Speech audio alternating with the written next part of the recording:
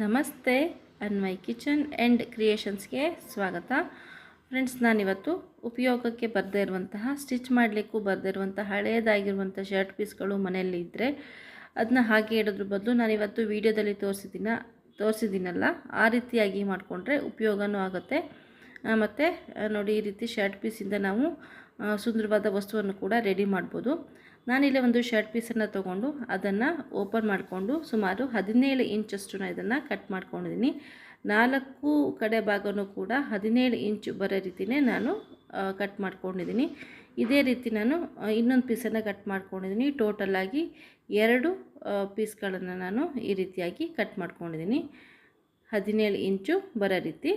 ಇವಾಗ ಕಟ್ ಮಾಡಿರೋ 2 ಪೀಸನ್ನು ಇವಾಗ ಸ್ಟಿಚ್ ಮಾಡಬೇಕು. ಇವಾಗ 2 ಪೀಸನ್ನು ಕಟ್ ಮಾಡಿದ್ದಾದಮೇಲೆ ಉಲ್ಟಾ ಅದನ್ನು ಒಂದ್ರ ಮೇಲೆ ಒಂದುಗಡೆ ಕರೆಕ್ಟಾಗಿ ಇಟ್ಕೊಂಡು ನಾವು ಸೇಫ್ಟಿ ಪಿನ್ ಅಥವಾ ಯಾವುದಾದ್ರೂ ಒಂದು ಸ್ಟಿಕ್ಕನ್ನು ಈ ಥರ ನೋಡಿ ಪಿನ್ನನ್ನು ಹಾಕ್ಕೊಂಡು ನೀಟಾಗಿ ಕವರ್ ಮಾಡ್ಕೊಳ್ಳೋಣ. ಈ ರೀತಿ ಮಾಡೋದ್ರಿಂದ ಸ್ಟಿಚ್ ಮಾಡುವಾಗ ಜರುಗೋದಿಲ್ಲ ಅಂತ ಅಷ್ಟೇ.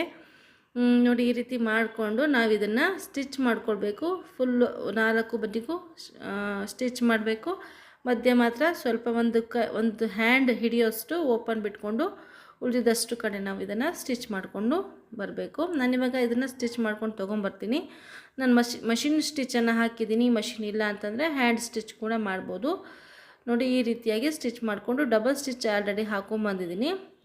ಇವಾಗ ಮತ್ತೆ ಅದನ್ನು ನಾನು ಸ್ಟಿಚ್ ಮಾಡಿದ ಜಾಗದಲ್ಲೇ ಮತ್ತೆ ಒಂದು ಫೋಲ್ಡ್ ಮಾಡಿ ಸ್ಟಿಚ್ ಮಾಡ್ಕೊಂಬರ್ತೀನಿ. ಈ ರೀತಿ ಮಾಡೋದ್ರಿಂದ ಚೆನ್ನಾಗಾಗತ್ತೆ, ನಮಗೆ ಹೊಲಿಗೆ ಚೆನ್ನಾಗಿ ಕೂರುತ್ತೆ ಮತ್ತು ನೀಟಾಗಿ ಕೂಡ ಬರುತ್ತೆ. ಅದಕ್ಕೋಸ್ಕರ ನಾನು ಈ ರೀತಿ ನೋಡಿ ಡಬಲ್ ಫೋಲ್ಡನ್ನ ಮತ್ತೆ ಮಡ್ಚ್ಕೊಂಡು ಹಾಕ್ಕೊಂಬಂದಿದ್ದೀನಿ. ಇವಾಗ ನಾವು ಇದನ್ನು ಉಲ್ಟಾ ಇದೆಯಲ್ವ ಇದು, ಇವಾಗ ನಾವು ಇದನ್ನು ಸೀದಾ ಮಾಡ್ಕೊಂಬಿಡೋಣ. ಫ್ರೆಂಡ್ಸ್, ಯಾರೆಲ್ಲ ನೀವು ಮೊದಲನೇ ಬಾರಿಗೆ ನನ್ನ ಚಾನಲ್ ವಿಸಿಟ್ ಮಾಡಿದ್ದೀರಾ, ಪ್ಲೀಸ್ ಸಬ್ಸ್ಕ್ರೈಬ್ ಮಾಡ್ಕೊಂಡು ಸಪೋರ್ಟ್ ಮಾಡಿ. ಹಾಗೆ ನಮ್ಮ ಮೊದಲನೇ ಬಾರಿಗೆ ನಮ್ಮ ವಿಡಿಯೋ ನೋಡ್ತಾ ಇದ್ದೀರಾ ಅಂತಂದರೆ ಲೈಕ್ ಮಾಡದೆ ಹಾಗೆ ಹೋಗಬೇಡಿ. ನೋಡಿ, ಇವಾಗ ಉಲ್ಟಾ ಮಾಡನ್ನ ಸೀದಾ ಮಾಡಾಗಿದೆ. ಇವಾಗ ನಾನಿಲ್ಲಿ ಹಳೆ ಬಟ್ಟೆಗಳು ಕಟ್ ಮಾಡಿದ್ದು ಎಲ್ಲ ಇರುತ್ತಲ್ಲ ಅದನ್ನು ನಾನು ನೀಟಾಗಿ ಈ ರೀತಿ ಫಿಲ್ ಮಾಡ್ಕೊತಾ ಇದ್ದೀನಿ. ಹಳೆ ಬಟ್ಟೆಗಳನ್ನೇ ಹಾಕಬೇಕು ಅಂತ ಏನಿಲ್ಲ, ನಿಮ್ಮ ಹತ್ರ ಹತ್ತಿ ಇದ್ದರೆ ಅದನ್ನು ಕೂಡ ಹಾಕ್ಕೊಂಡು ನೀವು ಮಾಡ್ಕೊಳ್ಬೋದು. ನೋಡಿ, ಈ ರೀತಿ ಹತ್ತಿ ಇಲ್ಲ ಅಂತಂದರೆ ಹಳೆ ಬಟ್ಟೆಗಳೆಲ್ಲ ಖಂಡಿತ ಎಲ್ಲರ ಮನೆಯಲ್ಲೂ ಇರುತ್ತೆ. ಸೊ ಅದನ್ನು ಈ ರೀತಿ ಉಪಯೋಗಿಸ್ಕೊಳ್ಬೋದು. ನೋಡಿ ನಾನಿವತ್ತು ಕುಷನನ್ನು ಯಾವ ರೀತಿಯಾಗಿ ರೆಡಿ ಮಾಡ್ತಾಯಿದ್ದೀನಿ ಅಂತ ತುಂಬ ಸುಲಭವಾಗಿ ಮನೇಲಿರ್ತಕ್ಕಂತಹ ಶರ್ಟ್ ಪೀಸು ಹಳೆ ಬಟ್ಟೆಗಳನ್ನೇ ರೆಡಿ ಮಾಡ್ಕೊಳ್ಬೋದು. ತುಂಬಾ ಚೆನ್ನಾಗಿರುತ್ತೆ. ನೋಡಿ, ಇದನ್ನೆಲ್ಲ ಫಿಲ್ ಮಾಡಿದ್ದಾದಮೇಲೆ ಸ್ವಲ್ಪ ಟೈಟಾಗಿಯೇ ಫಿಲ್ ಮಾಡಿದ್ದೀನಿ. ನಂತರ ಇವಾಗ ಮತ್ತೆ ಇಲ್ಲಿ ಒಂದು ಫೋಲ್ಡನ್ನು ಮಡಚಿಬಿಟ್ಟು ನೋಡಿ, ಈ ರೀತಿ ಒಳಗಡೆ ಭಾಗಕ್ಕೆ ಈ ರೀತಿ ಬರೋ ರೀತಿ ಮಡಚಿ ಕರೆಕ್ಟಾಗಿ ಇದಕ್ಕೆ ಮತ್ತೆ ನಾನು ಡಬಲ್ ಸ್ಟಿಚ್ಚನ್ನು ಹಾಕ್ಕೊಂಡು ತೊಗೊಂಬಂದಿದ್ದೀನಿ. ಇದನ್ನು ಕೂಡ ನಾನು ಮಷಿನ್ ಸ್ಟಿಚ್ ಹಾಕಿದ್ದೀನಿ, ನೀವು ಬೇಕಿದ್ರೆ ಹ್ಯಾಂಡ್ ಸ್ಟಿಚ್ ಹಾಕ್ಕೊಳ್ಬೋದು. ನೋಡಿ, ಈ ರೀತಿ ಸ್ಟಿಚ್ಚನ್ನು ಹಾಕ್ಕೊಂಡಾದಮೇಲೆ ನಾವಿವಾಗ ದಪ್ಪದಾದಂಥ ಒಂದು ಸೂಜಿಗೆ ಒಂದು ದಪ್ಪ ದಾರವನ್ನು ಹಾಕ್ಕೊಂಡು ಈ ರೀತಿ ಇವಾಗ ನಾನು ವಿಡಿಯೋದಲ್ಲಿ ಯಾವ ರೀತಿ ತೋರಿಸ್ತಾ ಇದ್ದೀನಲ್ಲ ಆ ರೀತಿ ಇಲ್ಲಿ 5 ಸ್ಟಿಚ್ಚನ್ನು ನಾವು ಹಾಕ್ಕೊಳ್ಬೇಕು. 4 ಭಾಗಕ್ಕೂ ಒಂದೊಂದು ಸ್ಟಿಚ್ಚು ಮಿಡ್ಲಲ್ಲಿ. ಅದಾದ ನಂತರ ಮಧ್ಯಭಾಗದಲ್ಲಿ ಒಂದು ಸ್ಟಿಚ್ಚನ್ನು ನಾವು ಹಾಕ್ಕೊಳ್ಬೇಕಾಗತ್ತೆ.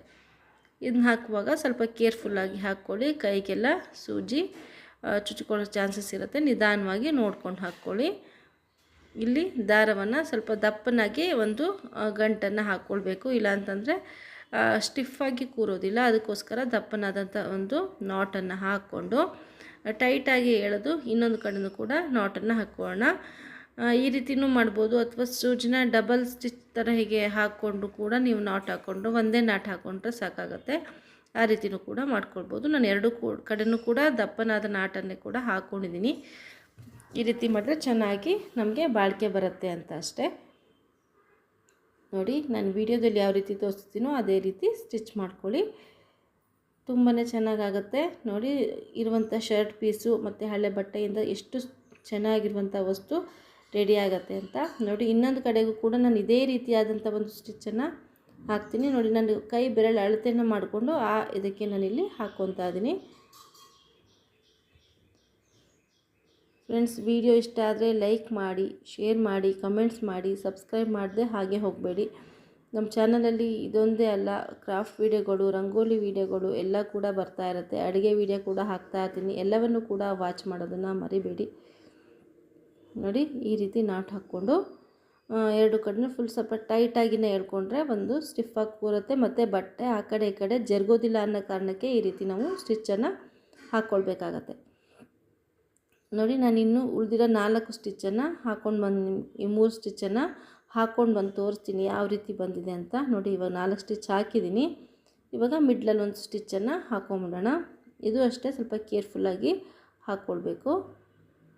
ಬಟ್ಟೆ ಆಗಿರೋದ್ರಿಂದ ಸೂಜಿ ನೀಟಾಗಿ ಕಪ್ಕೊಳ್ಳೋದಿಲ್ಲ, ಸ್ವಲ್ಪ ನಿಧಾನವಾಗಿ ಹಾಕ್ಕೊಳ್ಳಿ. ನಿಮಗೆ ಇಲ್ಲಿ ಹತ್ತಿ ಹಾಕಿದ್ರೆ ಸ್ವಲ್ಪ ಈಸಿಯಾಗಿ ಸೂಜಿ ತೂರ್ಕೊಳ್ಳುತ್ತೆ, ಬಟ್ ಬಟ್ಟೆ ಆದರೆ ನೀಟಾಗಿ ತೂರ್ಕೊಳ್ಳೋದಿಲ್ಲ. ನೋಡಿ, ಇಲ್ಲೂ ಕೂಡ ಅಷ್ಟೇ ದಪ್ಪನಾದ ನಾಟನ್ನೇ ಹಾಕ್ಕೊಳ್ಳಿ. ಹಾಕ್ಕೊಂಡು ಗಟ್ಟಿಯಾಗಿ ಎಳೆದು ನೋಡಿ ಈ ರೀತಿ ಒಂದು ಹೋಲ್ ಬರೋ ಥರ ಈ ರೀತಿ ಎಳೆದ್ಬಿಟ್ಟು ಹಾಕ್ಕೊಳ್ಳಿ. ಆವಾಗ ನೋಡೋದಕ್ಕೂ ಚೆನ್ನಾಗಿ ಕಾಣುತ್ತೆ. ಪ್ಲಸ್ ನಿಮಗೆ ಅದು ಸ್ಟಿಫ್ ಆಗಿದ್ದರೆ ಬಟ್ಟೆ ಕೂಡ ಆ ಕಡೆ ಈ ಕಡೆ ಆಗೋದಿಲ್ಲ. ನೋಡಿ, ಇವಾಗ ಇಷ್ಟು ಮಾಡಿಬಿಟ್ರೆ ನಮ್ಮ ಕುಷನ್ನು ರೆಡಿ ಆಯಿತು. ಸಿಂಪಲ್ಲಾಗಿ ಮನೇಲಿರೋದ್ರಲ್ಲೇ ಮಾಡ್ಕೊಳ್ಬೋದು. ವಿಡಿಯೋ ಇಷ್ಟ ಆಯಿತು ಅಂತ ಭಾವಿಸ್ತೀನಿ ಫ್ರೆಂಡ್ಸ್. ವಿಡಿಯೋ ಇಷ್ಟ ಆದರೆ ಖಂಡಿತವಾಗಿಯೂ ಲೈಕ್ ಮಾಡಿ, ಶೇರ್ ಮಾಡಿ, ಕಾಮೆಂಟ್ಸ್ ಮಾಡಿ. ಹಾಗೆ ನೀವಿನ್ನೂ ನನ್ನ ಚಾನಲ್ಗೆ ಸಬ್ಸ್ಕ್ರೈಬ್ ಮಾಡದೆ ನೋಡ್ತಾ ಇದ್ದರೆ ಪ್ಲೀಸ್ ಸಬ್ಸ್ಕ್ರೈಬ್ ಮಾಡಿಕೊಂಡು ಸಪೋರ್ಟ್ ಮಾಡಿ. ಮತ್ತೊಂದು ವಿಡಿಯೋದೊಂದಿಗೆ ಮತ್ತೆ ಸಿಗ್ತೀನಿ. ಅಲ್ಲಿವರೆಗೂ ಥ್ಯಾಂಕ್ ಯು ಫಾರ್ ವಾಚಿಂಗ್.